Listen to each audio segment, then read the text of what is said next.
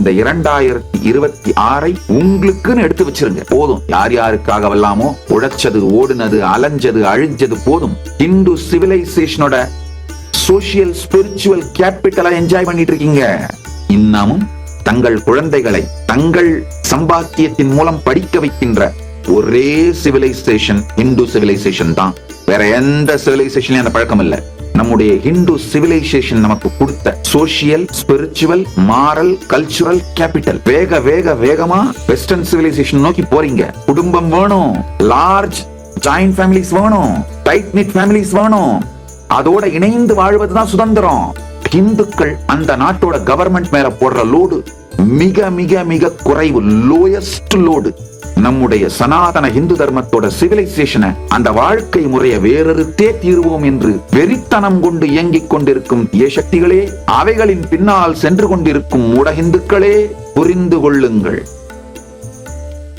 இந்துக்களே புரிந்து கொள்ளுங்கள். இப்பொழுது உங்கள் நாடுகளில் இருக்கின்ற வளமை கூட இந்து சிவிலைசேஷனோட சோசியல் ஸ்பிரிச்சுவல் கேபிட்டலா என்ஜாய் பண்ணிட்டு இருக்கீங்க.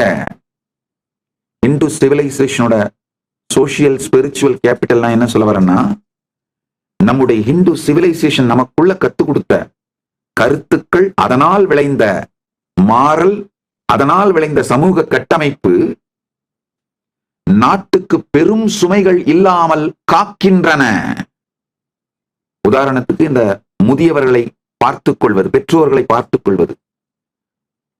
வேகமா மேலை நாட்டோட சமூகத்தை, அந்த வெஸ்டர்ன் சிவிலைசேஷனை கண்மூடித்தனமாக பின்தொடர்வதனால் ஏற்பட்டிருக்கிற கொஞ்சம் முதியோர் இல்லங்களை தவிர இன்னமும் இந்தியாவில் பெரும்பான்மையான இந்துக்கள், பெரும்பான்மையானவர்கள், இந்தியாவில் மட்டுமல்ல உலகம் முழுக்க பெரும்பான்மையான இந்துக்கள் தங்களுடைய முன்னோர்களை, மூத்தவர்களை, முதியவர்களை, பெற்றோர்களை தங்களுடனேயே வைத்து பார்த்துக் கொள்வதனால் வயதானவர்களின் அவர்களை பார்த்துக் கொள்ள வேண்டிய சுமை ஸ்டேட் மேல, கவர்மெண்ட் மேல இல்லாமல் போகின்றது.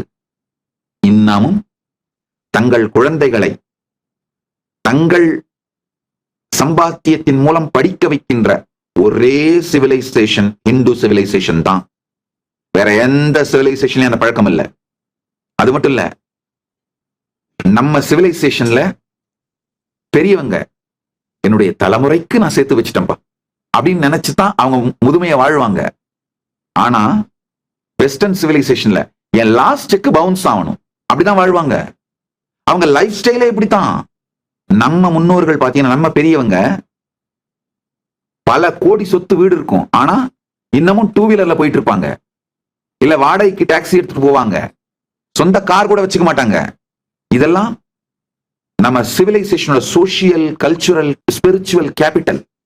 இந்த மாதிரி பல விஷயங்கள், என்னால் ஆயிரக்கணக்கான விஷயங்களை அடுக்க முடியும். இவைகளை எல்லாம் நாம் வேறறுத்து கொண்டிருக்கின்றோம். US பாப்புலேஷன் 347 மில்லியன், அதுல பிரிசன்ல இருக்கிறது 1.8 மில்லியன். 0.52% பிரிசன்ல இருக்காங்க, இன்கார்சரேட்டட். 347 மில்லியன்ல 1.8 மில்லியன் அப்படின்னா 0.52% இன்கார்சரேட்டட், ஜெயில இருக்காங்க. இந்தியால 1.46 பில்லியன் பாப்புலேஷன், ஜெயில இருக்காங்க வெறும் 5,30,000. 0.036% தான். நல்லா புரிஞ்சுக்கோங்க, 0.036%, நாட் ஈவன் 0.1, 0.036% தான். இந்த மாதிரி லோ இன்கார்சரேஷன் ரேட்டுக்கு ஒரே காரணம் புரிஞ்சுக்கோங்க, நம்முடைய ஹிந்து சிவிலைசேஷன் நமக்கு கொடுத்த social, spiritual, moral, cultural capital. வேகமா வெஸ்டர்ன் சிவிலைசேஷன் நோக்கி போறீங்க. அது மாதிரியான லாஸ் ஏற்படுத்துறீங்க, அது மாதிரியான ஈகோ சிஸ்டம்ஸ் ஏற்படுத்துறீங்க, அது மாதிரியான டவுட்ஸ் ஏற்படுத்துறீங்க. சொசைட்டி, ஒவ்வொரு மனிதனுக்கும் ஃபால்ஸ் பிராமிஸ் கொடுக்குறீங்க. கவர்மெண்டே உங்களை எண்ட் பாத்திர முடியும்னு முடியாது. குடும்பம் வேணும், லார்ஜ் ஜாயிண்ட் ஃபேமிலிஸ் வேணும், டைட் நிட் ஃபேமிலிஸ் வேணும்.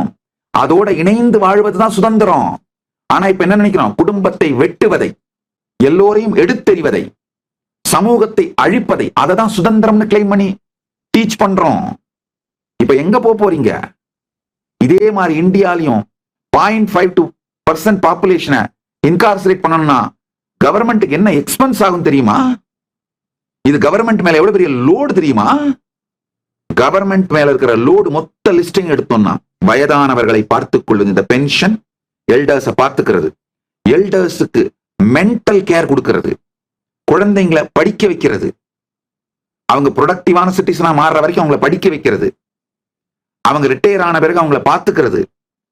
இது மாதிரி ஒவ்வொரு துறையை எடுத்தோம்னாலும் இந்துக்கள் அந்த நாட்டோட கவர்மெண்ட் மேல போடுற லோடு மிக மிக மிக குறைவு, லோயஸ்ட் லோடு, மினிமம் லோடோட இருக்காங்க. காரணம் நம்முடைய சிவிலைசேஷனுடைய சோசியல், கல்ச்சுரல், எக்கனாமிக்கல் கேபிட்டல்.